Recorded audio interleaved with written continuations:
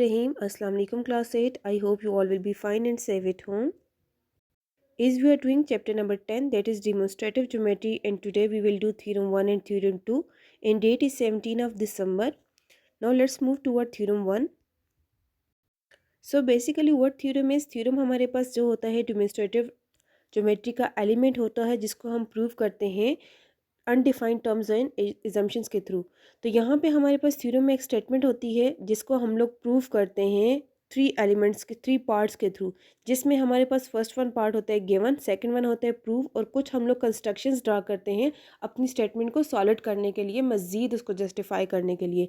तो हमारे पास थ्योरम की स्टेटमेंट जो होती है उसमें टू पार्ट्स, एक हमारे पास होता है गिवन पार्ट, दूसरा हमारे पास होता है प्रूफ पार्ट होता है। So there is a big difference between to prove and proof. तो प्रूफ वो होता है जो कि हम लोग प्रूफ से पहले हमारे पास स्टेटमेंट होती है, ठीक है। तो जब हम लोग फैक्ट्स एंड फिगर के थ्रू हम लोग चीज़ को जस्टिफाई कर लेते हैं तो वो हमारे पास प्रूफ बन जाता है।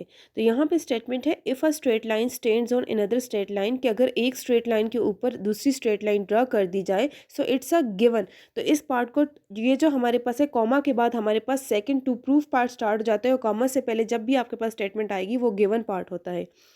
तो यहाँ पे गिवन हमारे पास क्या है कि एक स्ट्रेट लाइन है जिसके ऊपर एक और स्ट्रेट लाइन ड्रा की हुई है। तो यहाँ पे देखिए स्ट्रेट लाइन हमारे पास है ए बी, और दूसरी एक लाइन जो ड्रा की हुई है वो हमारे पास है सी डी। जो सॉलिड लाइन है, जो स्पेसिफिक लाइंस ड्रा की हुई होती है, उनको अभी लाइन कंसिडर करेंगे। ये जो डॉटेड लाइन होती है ये हम लोग अपनी कंस्ट्रक्शंस के थ्रू ड्रा करते हैं।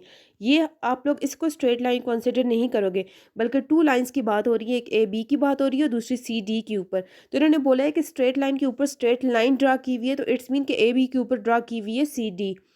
तो प्रूफ क्या करना है, जो हम लोगों ने लिखना है, the sum of measure of two angles so formed is equal to the two right angle. तो यहाँ कह रहे हैं कि अब देखें यहाँ पे अगर जब दूसरी स्ट्रेट लाइन ड्रा की है तो दो एंगल बन गए, एक इस तरफ एंगल बन गया और एक इस तरफ। तो कह रहे हैं उन दोनों को जो सम है वो टू राइट एंगल के इक्वल है। तो राइट एंगल्स कौन से एंगल्स होते हैं, जिनमें 90 डिग्री का एंगल बने। तो गिवन पार्ट में हम लोग वही स्टेटमेंट उठा के लिखेंगे जो हमारे पास यहाँ पे कॉमा से पहले है। तो गिवन हमारे पास है straight line C D straight on another straight line that is A B. और प्रूफ हमें क्या करना है, इन्होंने क्या बोला है कि दोनों का सम जो है टू राइट एंगल्स के इक्वल है। तो टू राइट एंगल, एक अगर 90 है तो दूसरी भी एंगल, तो 90 प्लस 90 इक्वल टू 180 डिग्री।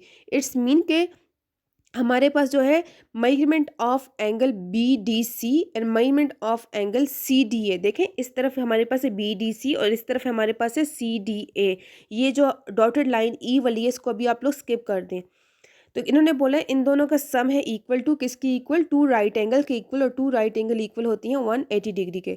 तो कंस्ट्रक्शन हम लोग खुद से एज्यूम कर लेते हैं अपनी स्टेटमेंट को प्रूव करने के लिए। तो हमें यहाँ पे एक स्टेटमेंट ड्रा कर लेते हैं, हम लोग एक लाइन ड्रा कर लेते हैं डी ई, किस पे ड्रा कर लेते हैं ए बी, तभी इसको डॉटेड लाइन के, क्योंकि ये हमारे पास स्टेटमेंट में गिवन नहीं थे। तो अब हमारे पास थ्योरम की आ जाए तो हम लोग जिसमें थ्योरम में टू जो है पार्ट्स में इसको डिवाइड कर देते हैं। एक हमारे पास होता है स्टेटमेंट पार्ट जो कि हमारे पास गिवन में होते हैं, और दूसरे हम लोग रीजंस के साथ जो प्रूफ करते हैं उसको।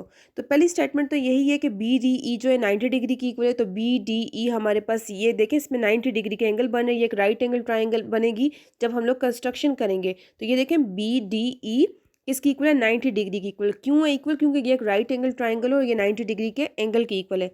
अगर ये बी डी ई 90 डिग्री के एंगल है राइट साइड पे, तो लेफ्ट साइड पे ए डी ई हमारे पास जो है, या ई डी ए, ये भी 90 डिग्री की इक्वल होगी। तो ये किससे हमारे पास आई है, हम लोग अपने चीज़ को साथ में बताएंगे भी, जो कि हम लोगों ने क्या है कंस्ट्रक्शन के थ्रू जब कंस्ट्रक्ट हमने डी ई की है तो ये दोनों तरफ हमारे पास लेफ्ट और राइट साइड पे राइट एंगल ट्राइंगल बनी है। अब अगर ये दोनों आपस में 90 डिग्री के इक्वल हैं तो हम लोग ये कह सकते हैं कि बी डी ई और हमारे पास ई डी ए और बी डी ई ए हमारे पास दोनों इक्वल हो जाएंगे 90 प्लस 90 डिग्री के। इन दोनों को ऐड कर देंगे हम लोग दोनों तरफ, क्योंकि हमारे पास ये एडजेसेंट एंगल बन रहे हैं। एडजेसेंट एंगल में आप लोग पढ़ के आ भी चुके हो, जिनमें देखें कॉमन वर्टेक्स भी हो, जिनमें कॉमन आर्म, दोनों में हमारे पास कॉमन आर्म है डी ई ए, ठीक है। तो दोनों के हम लोग इनको सम करेंगे 90 प्लस 90। तो इसका मतलब है ट्राइंगल बी डी सी, इन तीनों के जो एंगल्स का सम होगा वो किसकी इक्वल हो जाएगा, 180 डिग्री की इक्वल, ठीक है। तो ये क्योंकि 90 प्लस 90 इक्वल टू 180 डिग्री, और ये किधर से आए, जो कि आपने ऊपर स्टेटमेंट दी हुई थी, measurement of triangle B D C plus C D E equal to measurement of triangle D E E. तो इससे ये प्रूफ हो जाता है कि आपके पास measurement of triangle B D C और जो हमारे पास सी डी ए भी है वो भी किसके इक्वल हो जाएगी 180 डिग्री के इक्वल। ठीक है, तो ये आपके पास है थ्योरम 1।